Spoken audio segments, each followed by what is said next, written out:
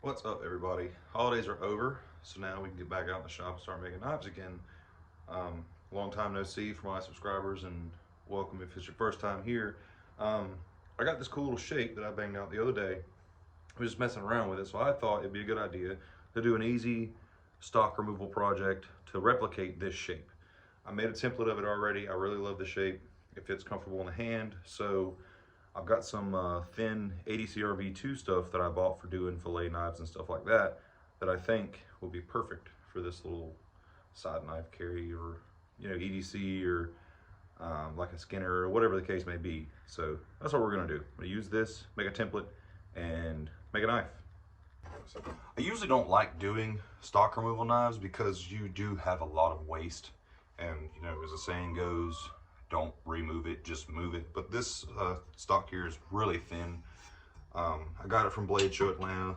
I just picked it up because it was there and it was cheap, and was hanging out with the guys at New Jersey Steel Bearing. Pretty good steel supply guys. They're really awesome people. So anyways, we're gonna get us a little outline traced on here and get it cut out.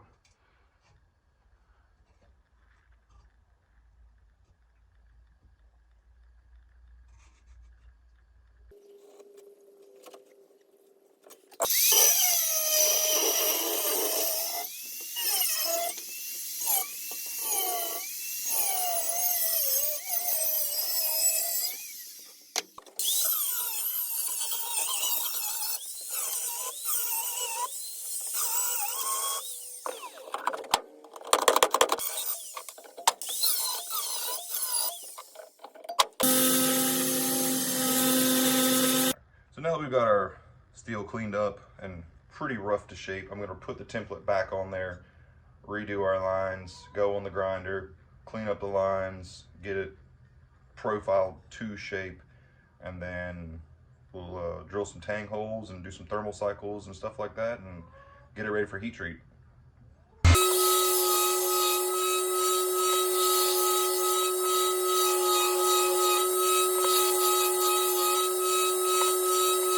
After looking at it, I think I'm gonna put a clip point in this one on the grinder, in the contact wheel, just to kind of bring the tip and this harpoon clip here kind of in line. So if anything, we get to start over, well, maybe. If not, then we get what I originally set out to do was this little upswept clip point. So let's see if we can get it in there.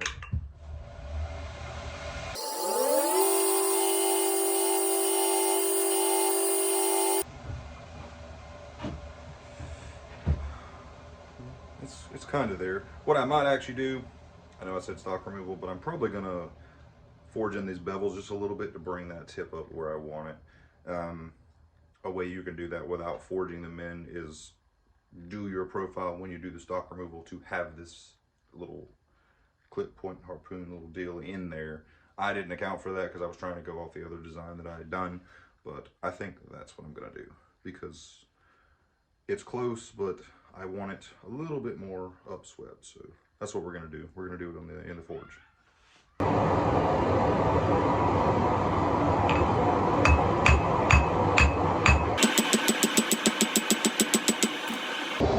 Okay, so what I'm doing is taking my 3.5 pound rounding hammer, and this material is really thin, so I'm just gently pushing in a bevel to get that tip to curve up, because as you move that material and pinch it down thinner, it has to go somewhere, so it's going to push that tip up.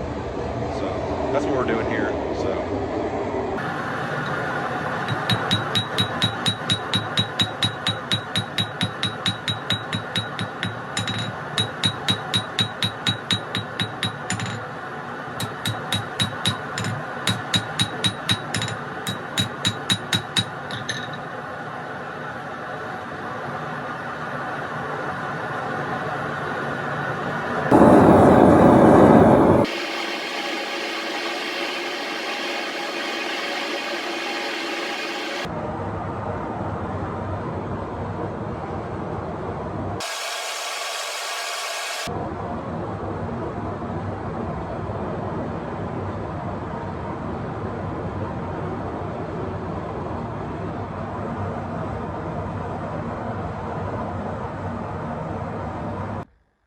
Okay, so the heat treat went well. Got some really pretty martensite forming on the blade, which is a good indication that it is hard. I file checked it, it's gauge file perfect. So I'm gonna go into a temper cycle. I'm gonna do 400 degrees Fahrenheit for an hour and a half. I'm gonna let it cool, check for straight, because sometimes I've had issues with like stock removal and then forge a little bit on it or whatever. Your thicknesses are a little wonky sometimes if you don't go back to the grinder. Check for straight after the first temper cycle of an hour and a half at 400, and then I'm going to do another hour at 400 and then let it cool, and we'll go out and do some bevels, get some handle material put on it, and have a pretty cool little knife.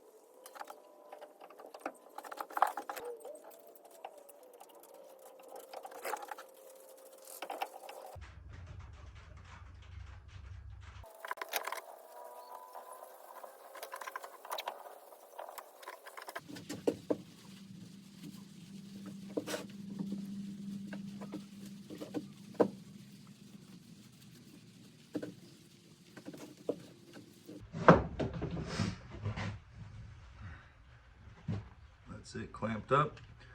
We'll let that epoxy cure and get it finished up. I think it's going to be pretty nice with that African blackwood and the brass pins. It's gonna have a really good contrast to it.